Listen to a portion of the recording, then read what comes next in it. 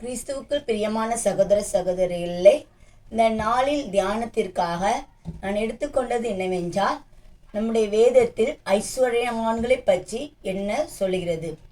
நம்முடைய வேதத்தில் பார்க்கும் பொழுது ஆதியாகமத்திலிருந்து வெளிப்படுத்தல் விசேஷம் வரைக்கும் எல்லாரை குறித்துமே சொல்லப்பட்டு இருக்கிறது. விதவைகளாக இருக்கட்டும், கஷ்டப்பட்ட ஜனங்களாக இருக்கட்டும், திக்கச்ச பிள்ளைகளாக இருக்கட்டும், எல்லாரை பற்றி வேதம் சொல்லப்பட்டிருக்கு. ஞானிகளாக இருக்கட்டும், சயின்டிஸ்டாக இருக்கட்டும், இந்த உலகத்தின் கண்டுபிடிப்புகளாக இருக்கட்டும், எல்லாவற்றை குறித்து இந்த வேதத்தில் என்ன செய்யப்பட்டிருக்குது, சொல்லப்பட்டிருக்கு. வேதம் என்கிறது ஒரு பெரிய பொக்கிஷம். படிக்க படிக்க அந்த பொக்கிஷத்துக்கு நம்ம நிறைய காரியங்கள் என்ன செஞ்சலாம், அறிந்து கொள்ளலாம்.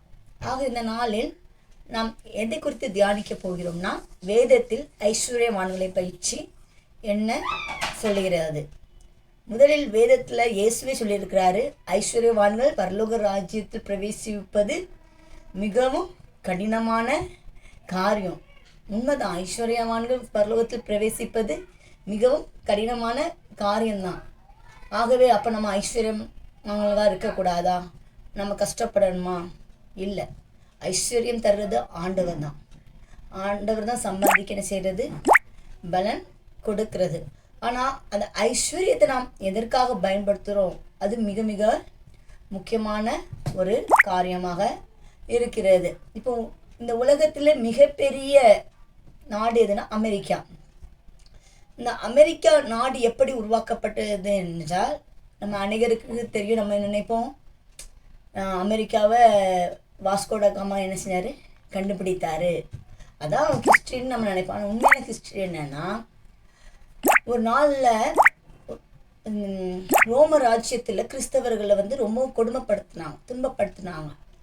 அப்பொழுது சில கிறிஸ்தவர்கள் நம்ம ஆண்டவரை ஆராதிப்பதற்காக ஒரு இடத்தை கண்டுபிடிப்போம் என்று கடந்து போனாங்க, கடல் பிரயாணம் பண்ணி.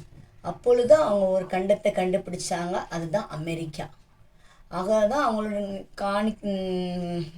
ஞானங்கள்லாம் காசுலாம் அவங்களோட டாலர்லாம் பார்க்கும்போது எங்களுடைய நம்பிக்கை ஆண்டவர் மேலே. அவங்களோட ரூல்ஸ் அந்த நாட்டுக்கு ரொம்பவும் கடினமாக இருந்தது.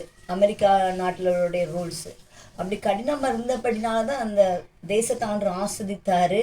அந்த தேசத்தை உலகத்திலே நம்பர் 1 தேசமாக என்ன செஞ்சார், மாற்றினார். ஏன்னா அவங்க கிறிஸ்தவ பின்பற்றினபடினால, கிறிஸ்துக்குள்ளே இருந்தபடினால ஆண்டவர் அவங்களை ஆஸ்வதிச்சார். ஆமென். அதன் போக போக போக அந்த நாட்டில் பாவம் வர வர, அதனுடைய அரசியலமைப்பு சட்டத்திட்டங்கள்லாம் மாற மாற ஆண்டவர் அந்த தேசத்தை ஆஸ்வதிக்கப்பதில் இந்த நாளில் நிறைய பிரச்சனைகள் அந்த தேசத்தில் காணப்படுகிறது. ஆகவே ஐஸ்வர்யவான்கள் ஆவது ஆண்டவருடைய சித்தம் தான். நம்ம ஐஸ்வர்யவான்களாக இருக்கணும், நாம் நல்லா இருக்கணும், நம்ம ஆண்டவருடைய பிள்ளையை கஷ்டப்படணும்னு ஆண்டவர் விருப்பப்படலை. நம்ம நல்ல நிலைமையில் இருக்கணும்னு தான் ஆண்டவர் விருப்பப்படுதாரு. அதான் ஒரு மனிதன் ஆண்டுகிட்ட கேட்கும்போது ஆண்டவர் இப்படி பதில் சொல்றாரு, இயேசுவே நான் எல்லாமே என்ன செய்தேன், பின்பற்றுகிறேன், நான் எல்லாத்தையும் பின்பற்றுகிறேன், எல்லா கற்பனைகளையும் பின்பற்றுகிறேன். அப்போ இயேசுனா நீ எல்லாத்தையும் பின்பற்றுகிற, ஆனால் நீ பூரண சற்குணமாய் நீ பெர்ஃபெக்டாக இருக்கணும்னா எல்லாத்தையும் விட்டுட்டு என்ன பின்பற்றி வா. அப்போ அவனுக்குள்ளே ஒரு அந்த பணத்து மேலே ஒரு ஆசை இருந்ததுனா, அந்த பணத்து மேலே அவன் அதை விட அவனால் என்ன செய்ய முடியலை. அதுதான் அவனை சொல்றாரு, ஆண்டவர் ஆஸ்வதிப்பார். ஆனால் அந்த பணத்தின் மேலே நமக்கு என்ன இருக்கக்கூடாது, ஒரு ஆசை இருக்கக்கூடாது. ஐஸ்வர்யத்தின் மேல் நம்மளுடைய நம்பிக்கை போய் விடக்கூடாது. நமக்கு ஐஸ்வர்யம் இருக்கிறதுனால மற்றவங்களை நம்ம அற்பமாக எண்ணி விடக்கூடாது. நம்மகிட்ட ஐஸ்வர்யமாக இருக்கிறபடினால நம்ம யாரும் இழிவாக என்ன செய்யக்கூடாது, பார்க்கக்கூடாது. ஏன் தெரியுமா, இன்னைக்கு நம்மக்கிட்ட ஐஸ்வர்யம் இருக்கும், ஆனால் நாளைக்கு இருக்குமா நமக்கு என்ன செய்யாது, தெரியாது. இன்னைக்கு நம்மக்கிட்ட எல்லாமே இருக்கும், ஆனால் நாளைக்கு இருக்குமா தெரியாது. ஆகவே நம்முடைய ஐஸ்வர்யம், பெயர், புகழ் இதெல்லாம் என்னது ஒன்றுமே கிடையாது. அதை குறித்து நாளைக்கு கொஞ்சம் இன்னும் நம்ம தியானிக்க போகிறோம். எடுத்து வாசிக்கலாம். 1 தீமோத்தேயு 6ஆம் அதிகாரம் 17ஆம் இவ்வுலகத்திலே ஐஸ்வர்யமுள்ளவர்கள் இருமாப்பான சிந்தை உள்ளவர்களாக இராமலும். ஃபர்ஸ்ட் அவங்க எப்படி இருக்கக்கூடாது, இருமாப்புள்ள சிந்தை உள்ளவர்களாக இருக்க. என்கிட்ட பணம் இருக்குது, அந்த ஹெட்வெயிட் நமக்குள்ள என்ன செய்யக்கூடாது, இருக்கவே கூடாது. ஆமென். அந்த ஐஸ்வர்யம் நமக்கு ஆண்டவர் தந்துட்டாரு அப்படின்னு நம்ம ஹெட்வெயிட்டே இருக்கக்கூடாது. அல்லேலூயா. நமக்கு ஹெட்வெயிட் இருந்தாலே நம்மளை ஆண்டவர் கீழே என்ன செஞ்சிருவாரு, தள்ளி விட்டுருவார். அது மட்டும் இல்லை, நிலையற்ற ஐஸ்வர்யத்தையுமே நம்பிக்கை வையாமலும். இந்த ஐஸ்வர்யம் நிலையானதா? யோசித்து பாருங்க. நீங்கள் உங்கள் நிறைய பணம் இருக்குது, அது நிலையானதா? கிடையவே கிடையாது. அது பணம் நிலையானது. இன்னைக்கு பணக்காரங்களாம் இருக்கலாம், ஆனால் அடுத்த தலைமுறையில் அவங்க எப்படி இருப்பாங்க நமக்கு என்ன செய்யாது, தெரியாது. இந்த நாளில் நீங்கள் பெரிய கோடீஸ்வரராக இருக்கலாம், ஆனால் அடுத்த தலைமுறையில் உள்ளவங்க எப்படி இருப்பாங்க நமக்கு தெரியுமா? தெரியாது. ஐஸ்வர்யம் என்னது கிடையாது, நிரந்தரம் உள்ளது கிடையாது. அதாவது இதில் சொல்லப்பட்டிருக்கு, நிலையற்ற ஐஸ்வர்யத்தின் மேல் நம்பிக்கை வையாமலும் நாம் அனுபவிக்கிற செலவிட நன்மைகளை நமக்கு சம்பூர்ணமாய் கொடுக்க ஜீவனுள்ள தேவன் மேல் நம்பிக்கை வைக்கவும். ஆமென். அப்படியானால் நம்முடைய நம்பிக்கை யார் மேலே வைக்க வேண்டும் என தேவன் மேலே என்ன செய்ய வேண்டும், நம்பிக்கை வைக்க வேண்டும். ஆமென். ஐஸ்வர்யத்தின் மேலே என்ன செய்யக்கூடாது, நம்பிக்கை வைக்கக்கூடாது. தேவன் மேலே தான் என்ன செய்யணும், நம்பிக்கை வைக்கணும். என் பையனும் இருக்குது, அந்த என்ன நமக்குள்ளே இருக்கக்கூடாது, இருக்கக்கூடாது. பணம் இருந்தாலும் ஆட்டோமேட்டிக்காக நம்ம நம்பிக்கை என் பணத்து மேலே போயிடும். நம்ம பணத்து மேலே நம்பிக்கை என்ன செய்யக்கூடாது, வைக்கக்கூடாது. நம்ம மைண்டில் எப்பவும் இந்த பணம் ஒன்றும் இல்லை, இந்த பணம் இன்னைக்கு என்னது இருக்கும், ஆனால் இந்த பணம் ஆண்டு தான் எனக்கு கொடுத்தாரு அப்படின்ற ஒரு எண்ணம் நமக்குள்ளே என்ன செய்ய வேண்டும், இருக்க வேண்டும். அதான் வேதம் சொல்லுது, இந்த நிலையற்ற ஐஸ்வர்யத்தின் மேல் நம்ம என்ன செய்யக்கூடாது, நம்பிக்கை வைக்காம ஆமாம் யார் மேலே வைக்கணும், ஆண்டவர் மேலே. இந்த பணம் எனக்கு தந்தது யார், ஆண்டவர். சம்பாதிக்க கிருபை கொடுத்தது யார், ஆண்டவர். இயேசு தான் எனக்கு எல்லாமே தந்தா, இயேசு தான் இந்த ஆசீர்வாதத்தினால. நம்முடைய நம்பிக்கை முழுவதும் யார் மேலே இருக்க வேண்டும், இயேசு மேலே இருக்க வேண்டும். அது மட்டும் இல்லை, அவங்க அதுக்கப்புறம் எப்படி இருக்கணும்னா நன்மை செய்யணும். பைசா வச்சுட்டு பைசா இன்னும் சேர்க்கணும். அதுக்கு தான் ஆண்டவர் ஒரு இயேசு சொன்னார், ஒருத்தன் பணம் சேர்த்துக்கிட்டே இருந்தானா, சேர்த்துட்டே இருந்தானா. அவன் நைட்டு தூங்கும்போது யோசிச்சானா, இன்னும் நான் பணம் சேர்க்கணும், சேர்த்து இன்னும் நிறைய பெரிய பெரிய இதை வாங்கணும் அப்படின்னு நினச்சானா. அப்போது ஆண்டவர் வணத்தினாரா, நீ மூடனே, நீ இன்னைக்கு மறித்து போனால் அந்த பணம் எங்கே போகும்? அது யோசித்து பாருங்க. நம்ம பணம் சேர்க்கணும்னு நினைக்கும், இன்னைக்கு நம்ம மறித்து போனோம்னா நாம் எங்கே போவோம்? ஆகவே நம்ம இருக்கிற பணத்தை நம்ம நன்மை செய்யணும், மற்றவங்க ஹெல்ப் பண்ணணும். யார் கஷ்டப்படுதாங்களோ, அவங்களுக்கு நம்ம என்ன செய்யணும், ஹெல்ப் பண்ணணும், உதவி செய்யணும். அது ரொம்ப ரொம்பவும் எனது முக்கியமான ஒரு காரியம். நம்ம நன்மை செய்கிறவர்களாக இருக்கணும். மற்றவங்களுக்கு நன்மை, கஷ்டப்பட்ட ஜனங்களுக்கு நம்ம என்ன செய்யணும், கட்டாயம் நன்மை செய்யணும். ஆமென்.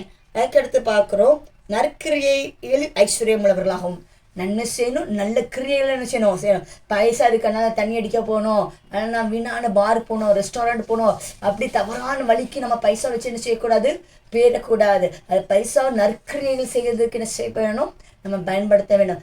துஷ்ட கிரியைகள் செய்கிறதுக்கு அந்த பணத்தை என்ன செய்யக்கூடாது, நம்ம பயன்படுத்தக்கூடாது. அடுத்து பார்க்குறோம், தாராளமாய் கொடுக்கிறவர்களும் உதார குணம் உள்ளவராக இருக்கணும். எப்படி இருக்கணும், நம்ம கொடுக்கிற குணம் இருக்கணும். நம்ம காண்ற ஐஸ்வர்யத்தை யான் தராரு, நம்ம சேர்த்து இன்னும் வச்சுட்டே இருக்கிறதுக்கு இல்லை, நம்ம கொடுக்குற ஒரு இறுதி நமக்கு என்னது வேணும். அல்லேலூயா. நமக்கு கொடுக்குற ஒரு இறுதி நமக்கு வேண்டும். இயேசு நமக்கு எப்படி கொடுக்குறாரு, அதே போல் நாமும் மற்றவர்களுக்கு என்னது கொடுக்கணும். கொடுக்கிற ஒரு இறுதி நமக்கு என்னது வேண்டும். அப்படி நம்ம கொடுக்கும் பொழுது தான் ஆண்டவன் என்ன செய்வார், ஆசீர்வதிப்பார். யாருக்கெல்லாம் அப்படின்னா நம்ம கொடுக்க வேண்டும். முதலாவது நம்ம பார்க்கும்போது நம்ம யாருக்கு கொடுக்க வேண்டும்னா, ஊழியங்களுக்காக நம்ம என்ன செய்யணும், கட்டாயம் என்னது கொடுக்க வேண்டும். முதல் ஆண்டவருக்கு நம்ம என்ன செய்யணும், கொடுக்க வேண்டும். ஆண்டவருக்கு கொடுக்க வேண்டும்னா எல்லாருக்கும் கொடுத்துட்டு இருக்கிறாதுங்க. யார் உண்மையாக ஊழியம் செய்கிறாங்களோ, யார் கஷ்டப்பட்டு ஊழியம் செய்கிறாங்களோ, எத்தனையோ மிஷினரிமார்கள், எத்தனையோ பேருக்கு சபைகள் இல்லாமல் இருக்கிறாங்க, எத்தனையோ பேர் சாப்பாடு இல்லாமல் இருக்காங்க, ஊழியக்காரங்கள்ல எத்தனையோ பேர் குடும்பத்தில் பிரச்சனையில் இருக்கிறாங்க, அவங்க பிள்ளைகள படிக்க முடியாத சூழ்நிலை எத்தனையோ ஊழியக்கார குடும்பங்கள் இருக்கலாம். அவங்களுக்கு என்ன செய்யுங்க, ஹெல்ப் பண்ணுங்க. உங்களுடைய ஐஸ்வர்யத்தினால நீங்கள் ஊழியக்காரர்கள் என்ன செய்யுங்க, தாங்க, ஊழியங்களை தாங்க, சுவிசேஷ ஊழியங்களை தாங்க, சுவிசேஷ கூட்டங்கள் நடத்த உதவி செய்யுங்க.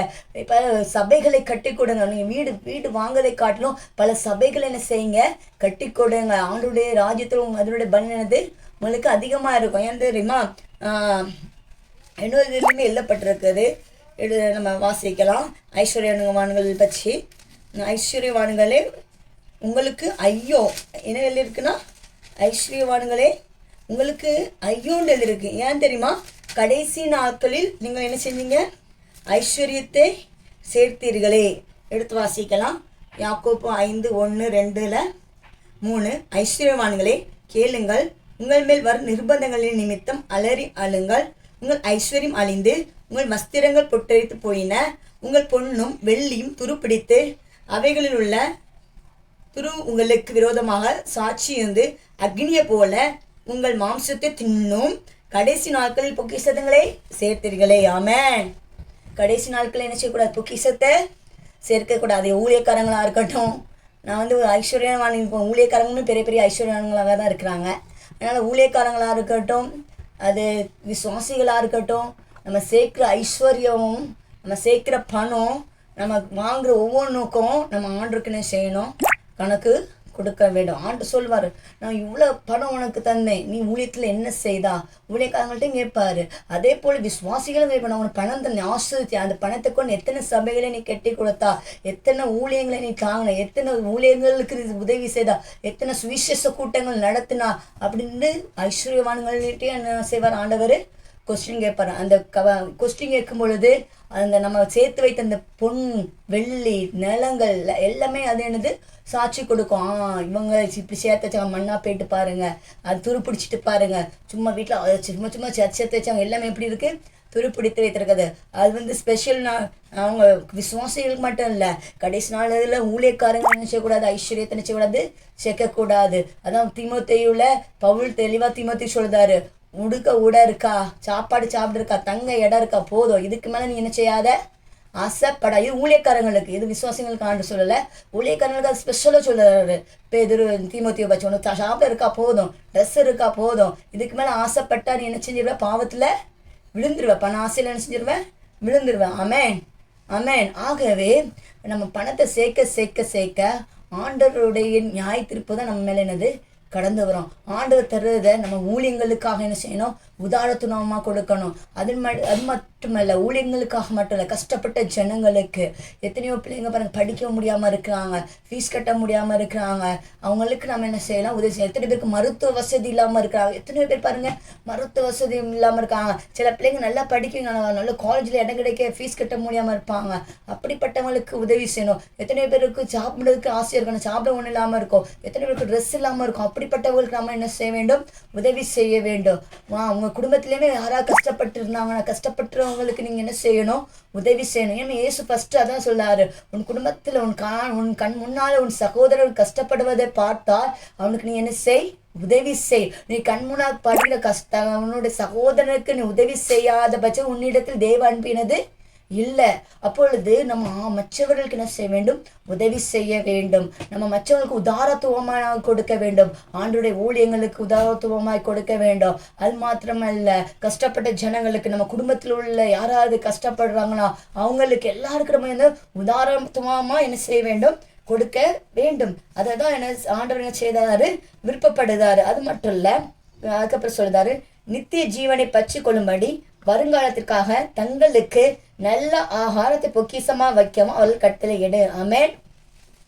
நித்திய ஜீவன், பரலோகத்துக்கு போகும்பொழுது ஆண்டவர் சொல்லணும், உனக்கு நான் ஐஸ்வர்யத்தை தந்தேன், நீ அந்த ஐஸ்வர்யத்தினால இவ்வளோ பெரிய ஊழியங்களை தாங்கியிருக்க, இவ்வளோ மாதிரி தங்கியிருக்க, அப்படி நம்மளை சின்ன சொல்லணும். நம்மளுக்காக பொக்கிஷம் பரலோகத்தில் என்னது? சேர்த்து வைக்கணும். அதான் இயேசு சொல்லியிருக்கிறாரு, இந்த பூமியில் உங்களுக்கு என்ன செய்யாதுங்க? பொக்கிஷங்களை சேர்த்து வைக்காங்க. திருடிப்போம், ஆனால் பரலோகத்தில் உங்கள் பொக்கிஷங்களை சேர்த்து வைங்க. ஆகவே ஐஸ்வர்யவானுங்களே, ஆண்டு உங்களை ஆஸ்வதிக்கிறார். ஏன்னா உங்களை நேசிக்கிறபடினால் உங்களை ஆஸ்வதிக்கிறாரு. ஏன் ஆஸ்வதிக்கிறாரு? நீங்கள் அநேகருக்கு ஆஸ்வதமாக இருக்கணும், நீங்கள் அநேக ஊழியங்களை தாங்கணும், நீங்கள் அநேகர்கள் கொடுக்கணும், நீங்கள் அநேகருக்கு உதவி செய்யணும். ஆகவே தான் இயேசு உங்களை என்ன செய்தாரு? ஆஸ்வதிக்கிறாரு. அந்த ஐஸ்வர்யத்தை வைத்து நம்ம பெருமை பாராட்டவோ அல்லது அந்த ஐஸ்வர்யத்தை வச்சு நம்ம மேன்மை பாராட்டவோ கூடாது. நம்ம ஊழியக்காரர்களாக இருந்தாலும் நமக்கு ஐஸ்வர்யம் இருக்கு, பணம் இருக்குதுன்னு நினச்சிட்டு அந்த பணத்தை குறித்து நம்ம என்ன செய்யக்கூடாது? மேன்மை பாராட்டக்கூடாது. அந்த நாட்களை நம்ம பார்க்கும் பொழுது ஊழியக்காரங்கள் ரொம்ப சிம்பிளாக இருந்தாங்க. யாரு ஊழியக்காரங்கன்னு நம்ம நினைப்போம். ஆனால் இந்த நாளில் பார்க்கும்பொழுது யார்கிட்ட பெரிய வண்டி இருக்கோ, கோட் சூட் போட்டிருக்காங்களோ அவங்க தான் பெரிய ஊழியக்காரங்க நினைக்கிறோம். இல்லை, ஆண்டவர் வந்து ஐஸ்வர்யத்தின் மேலே ஊழியக்காரங்க நினச்சக்கூட ஒரு விருப்பம் இருக்கு. ஸ்பெஷலாக ஊழியக்காரங்களுக்கு அந்த ஐஸ்வர்யத்தின் மேலே இருக்கக்கூடாது, விருப்பம் இருக்கவே கூடாது. ஆமென். சிம்பிளாக இருக்கிறது போதும், மீதி ஆண்டவருடைய ஊழியத்துக்காக செய்வோங்கிற ஒரு எண்ணம் யாருக்குள்ள இருக்கோ அவங்களே தான் ஆண்டவர் என்ன செய்வார்? ஆஸ்வதிப்பார். நம்ம செபிக்கலாமா? எங்களை நேசிப்பவரே, பரலோக தேவனே, இந்த வார்த்தைக்காக நெஞ்சோடு துதைக்கிறோம். இந்த காலை வேளையில் இந்த வார்த்தை கேட்குற ஒவ்வொரு பிள்ளைகளையும் நீங்கள் தொடுவீராகப்பா. ஐஸ்வர்யத்தின் மேலே நம்பிக்கை கூடாது, உண்மையில நம்பிக்கை வைக்கட்டும் அப்பா. ஒவ்வொருவரும் உதாரணத்துவமான உள்ளவர்களாக இருக்க உதவி செய்யுங்க. இயேசு மூலம் ஜெபிக்கிற நல்ல பிதாவே, ஆமென்.